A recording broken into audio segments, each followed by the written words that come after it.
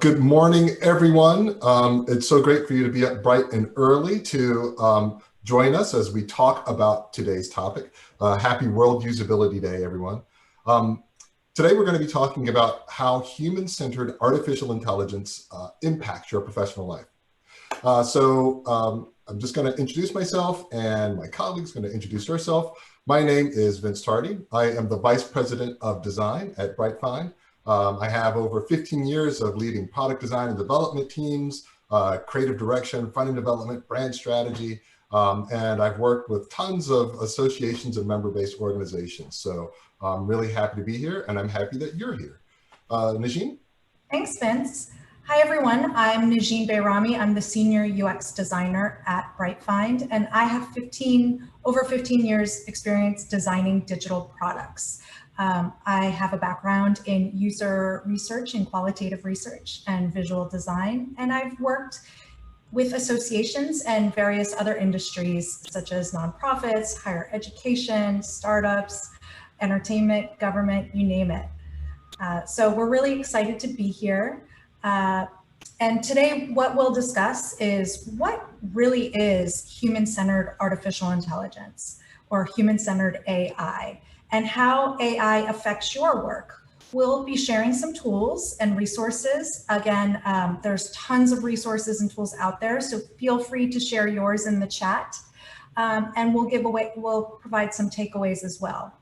At the end of the session, we'll have a Q&A, so feel free to post your questions in the Zoom Q&A or the chat, whatever works for you, and we'll be sure to accommodate them.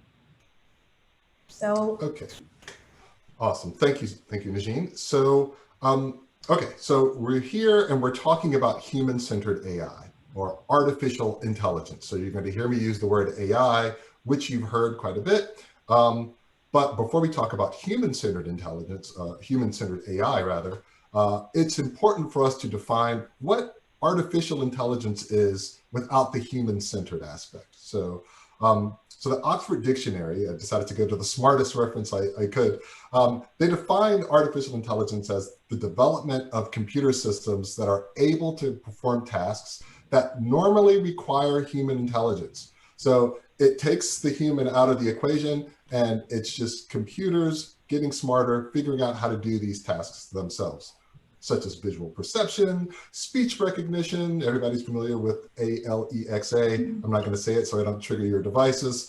Decision making and transition between languages. So everybody's seen Google Translate, for example. So that's regular AI, just the computers doing their thing, humans just kind of watching these computers get smarter and do all kinds of awesome tasks. But human-centered AI is a little bit different. As you can see on the screen here, it's where AI learns from human input and collaboration. So the way that human-centered AI develops its algorithms is it relies on human input, and it exists within a larger human-based system.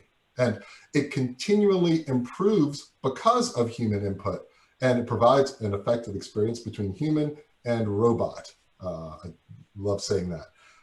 So just a few things about human-centered AI. There have been great advancements over the past 2 decades. These advances have helped us work better. It's allowed for greater safety and a lightened workload. There's an increased interest in, how human-centered AI can help to push human performance even further. But then there's this fear that, people are going to lose control of the technology they create. There are some prominent folks like Elon Musk, for example, who really thinks that AI should be seen as a little bit of a threat. But we are going to talk about these design systems that use human-centered AI that are highly automated but allow a great degree of user control. And the potential to expand our human capabilities is like 1,000-fold. And the whole idea of human AI is to design AI that is reliable, trusted, and safe. Those are great adjectives to describe. We want to use those adjectives to describe how we want to dramatically increase or enhance human performance in the coming decade. Thanks, Vince. So let's dive into how human-centered AI could affect your work and your daily professional life. First, it's good to note that 54% of business executives say that the adoption of AI within their workplace has led to a boost in productivity.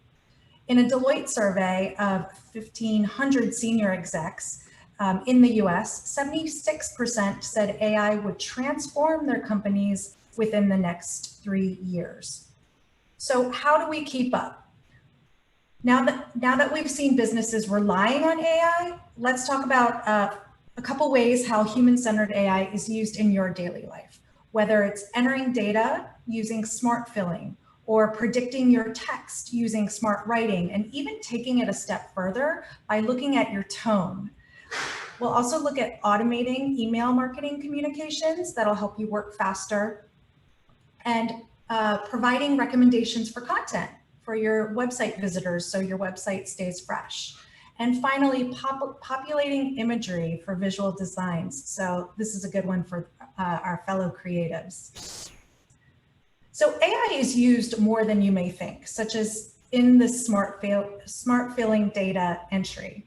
What is smart fill? It detects and learns patterns between the columns in your Excel or Google Sheet, and intelligently auto-completes the data entry. So depending on how a person is setting up the document, it adjusts and goes, and it adjusts it as it goes and becomes anticipatory and says, I see what this human is doing, and I bet I know what they're going to do next. So this really helps us keep our documents clean, helps prevent risk of manual input errors. So in this example on the right, the tool is using information from, you'll see column 1, there's attendees' first and last name, and it provides suggestions for what the user might want to input in column 3. What I really like about it is it not only provides suggestions, but it allows me, the human, it gives me control to say yes and approve it or reject it. So this is one way where we can, think of data entry and working faster. Another example of working smart is through smart writing in your documents and your emails. It's important to note that in a 2019 survey among Adobe employees, it was noted that people spent an average of 5 or more hours per day checking their email. So what are some ways that we can cut down on those hours? And we do that by writing smartly. So smart writing is similar to smart filling, as it has the system predict what the human or the person will type in next. So it's learning patterns based on the content or conversation or the text that the human is typing, and it's anticipating what you want to say next and gives suggestions. Some great examples are Google's Smart Reply, which you may have seen, or Grammarly's editing software. But rather than me trying to explain it, let me show you some examples. And if there are any examples you can think of, feel free to share them in the chat. So in Google Mail, Smart Reply is the automated response suggestion for an email. In the screenshot, you'll see I received an email from a friend, and you see little blue and white buttons that give suggestions for how I can respond. This is just a way for us to work even faster in email. Now, Grammarly is really great because it's a free online writing assistant, and it's based on AI and natural language processing.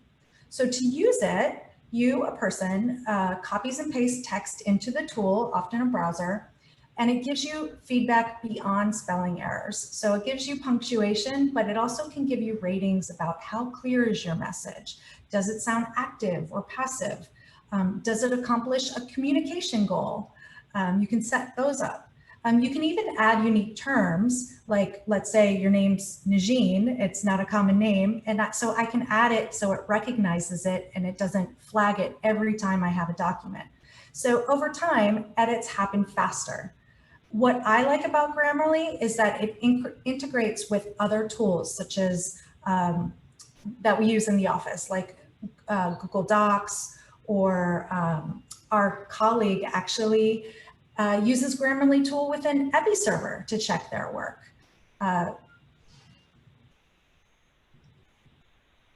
So we know about the writing beyond spell checking, but what about our tone? So how many times has a loved one told you this? I don't like your tone, even when your intentions were positive. Sentiment analysis is the process of determining whether a piece of writing is positive, negative, or neutral. And there are many sentiment analysis tools out there that can check your tone by analyzing the text conversation and evaluating the tone and intent and emotion behind the message. And by digging deeper into these elements, the tool uncovers more context, from your conversations. And this can help your customer service team help accurately analyze how you're interacting with your customers.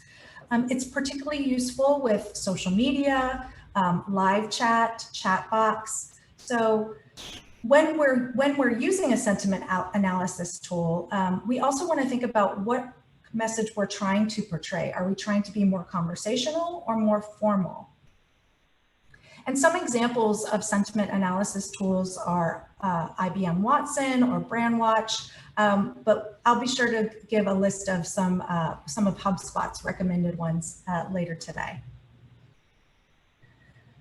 So we talked about writing content, editing content, and even looking at the tone and emotion, but how can we leverage tools to work faster?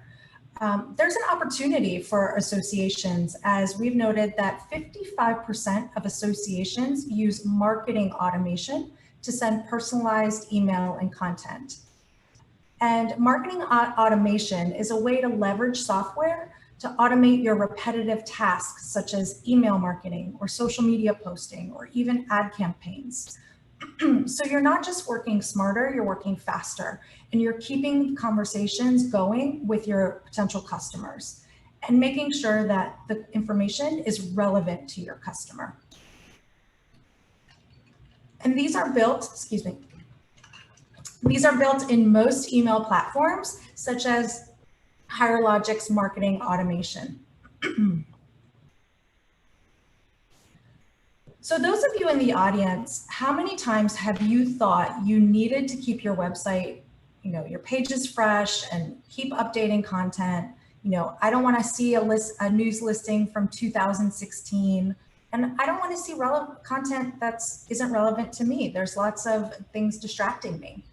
So the fourth way to work faster and more efficiently by using human-centered AI is by having content generated based off of users or visitors' behavior. So that could be my browsing behavior or my shopping behavior.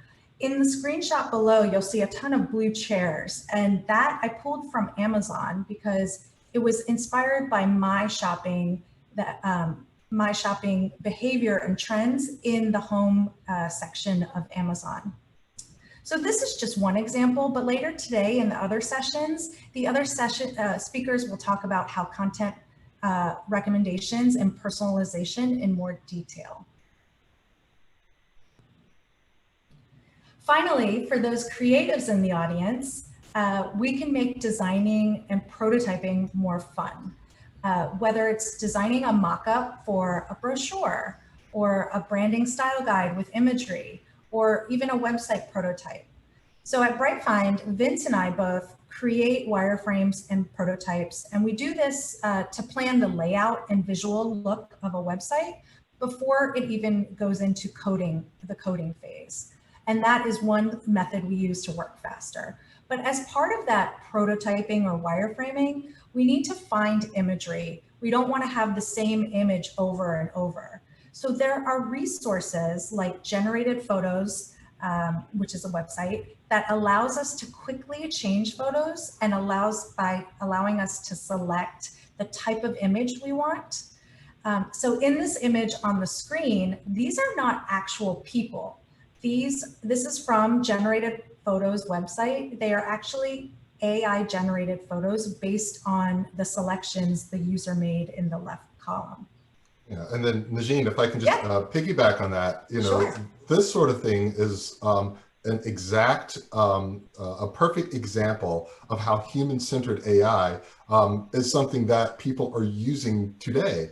As you mentioned, these aren't real people.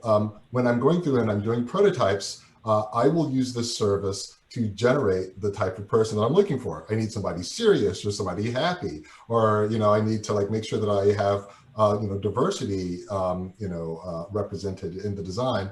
And this allows me as a designer a really fine-grained degree of control that I didn't have before.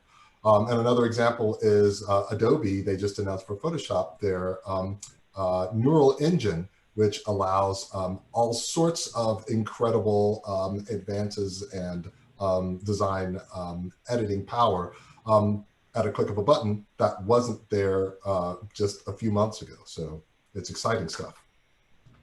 Thanks, Vince. Here I pulled up, I thought you were going to mention your Figma trick.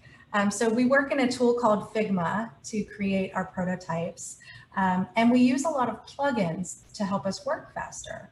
So on the left is a snippet of what one plugin we use to generate photos and give our selections of what we're looking for, and it generates directly in the tool, so in this platform Figma that we use.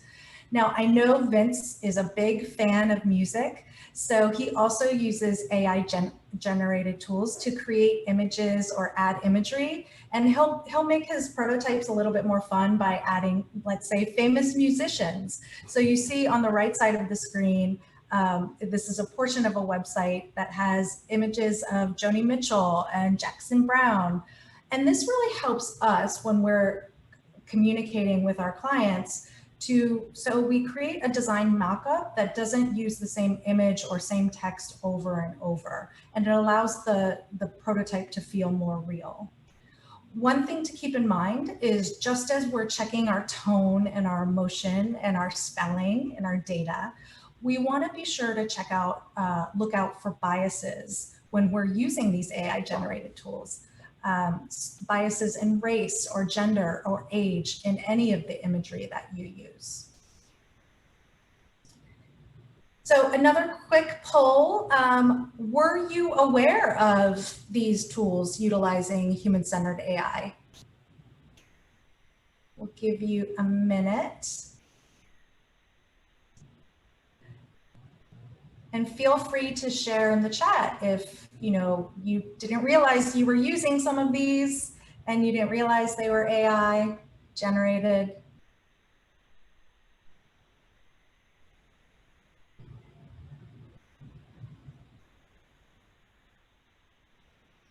Great. So it looks like 70% did not know, and then a good 30% were aware. So glad we were able to share. And for those of you that have more recommendations or tools that you use, feel free to add them. So just some reminders when we're using the AI stuff. We want to have a human-centered approach. And by doing that, we have an actual person check the work. Kind of like how I showed you in that smart filling Google sheet where it allowed me to check if the suggestions were what I wanted. So you want to make sure that you have someone check the work, and because you want to ensure your message is what you've intended for all your audiences. And you stay human-centered by checking the tone and terms and branding and making sure it aligns with your organization's mission and brand. And you can use AI to automate administrative tasks such as data entry and email marketing. And that way you stay on top of mind with your customers. And finally, be sure to leverage your integration tools in the platforms that you use, whether it's your CMS or your LMS. Be sure to talk to your vendors. They're your best friend. They will know, they might know things happening behind the scenes or more about the tool that you didn't realize. Just like I may not have realized last year that Google was using AI generated content to help me reply to friends in email. So again, some considerations. When leveraging AI tools, be sure to use your own judgment. and challenge what you see in search results. When you conduct those Google searches online, if you're continuing to see the same type of results, try and change your search a little bit around to see if other information comes up. And double check your work. This goes for transcription and services as well. So pay attention to communications in social media platforms that say see translation. I know Instagram has that. You can, if there's a caption to a photo in another language, you can tap see translation. But keep in mind, some languages don't translate as seamlessly to other languages. And for us designers, we want to continue to design for smart devices, but we want to continue to consider the different languages or dialects or accents. So, but just as technology is constantly evolving, so are the AI generated tools we use. Vince, why don't you share some takeaways so people don't get so afraid? Absolutely. Thanks, Nazhin. And so, as you can see from this entire discussion, AI is here now, and it's already integrated with the tools that you use. So you really should take advantage of it.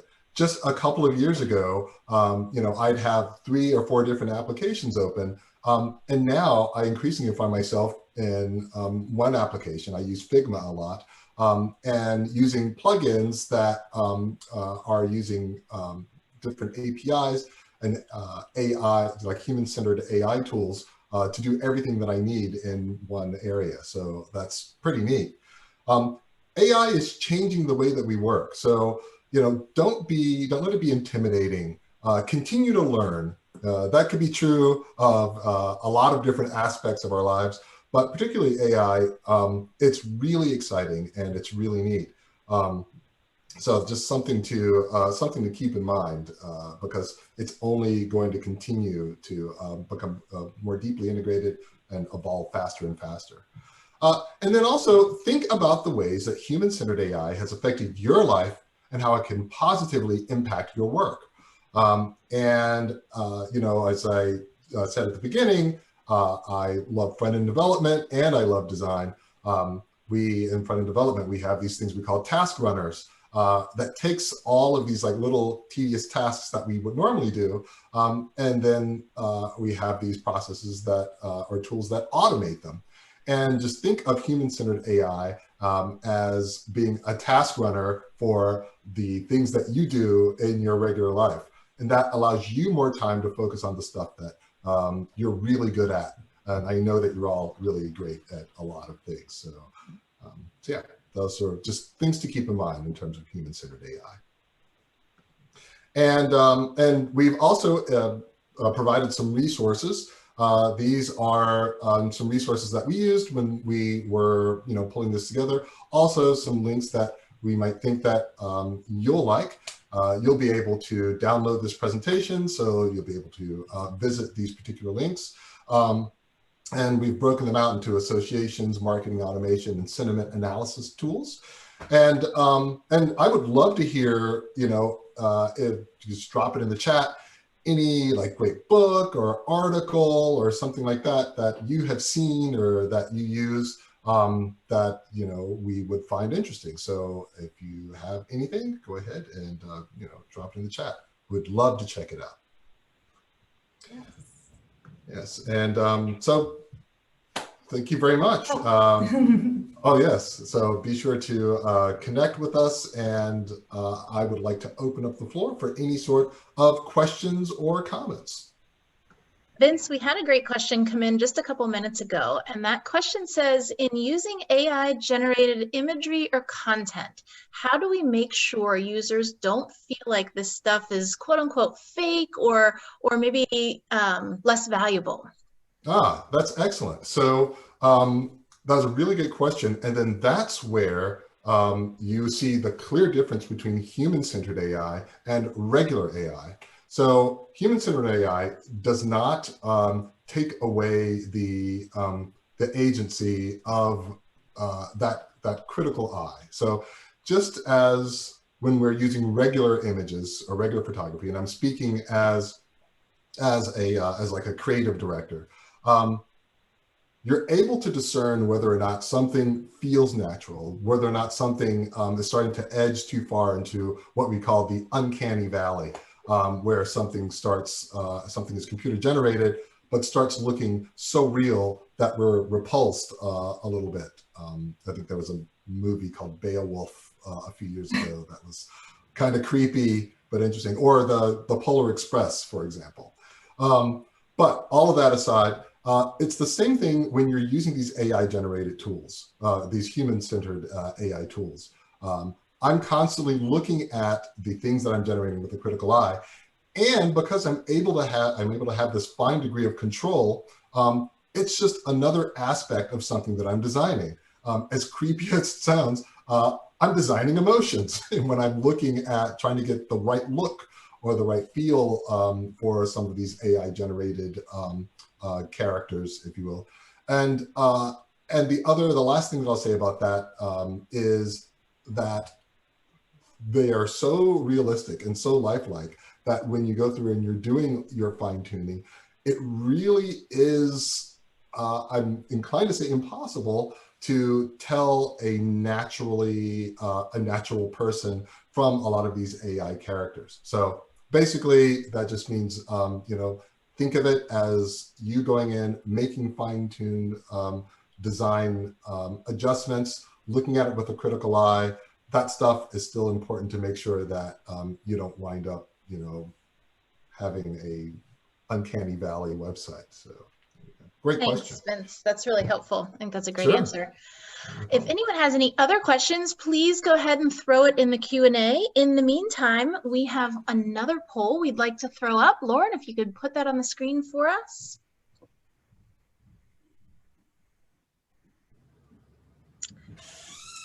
Nice. Here we go. Go ahead, Nazhin. Oh, yes, the poll says, which AI tools can you not live without? And it's a multiple choice question. So these are some of the ones we mentioned that I mentioned in today's chat. So thinking about that smart filling is in Excel, or smart reply in Gmail. Writing assistance in the chat, someone writes, I love Grammarly. Yeah, Grammarly is great. Sentiment or tone analysis, marketing automation, those are in most of the email platforms.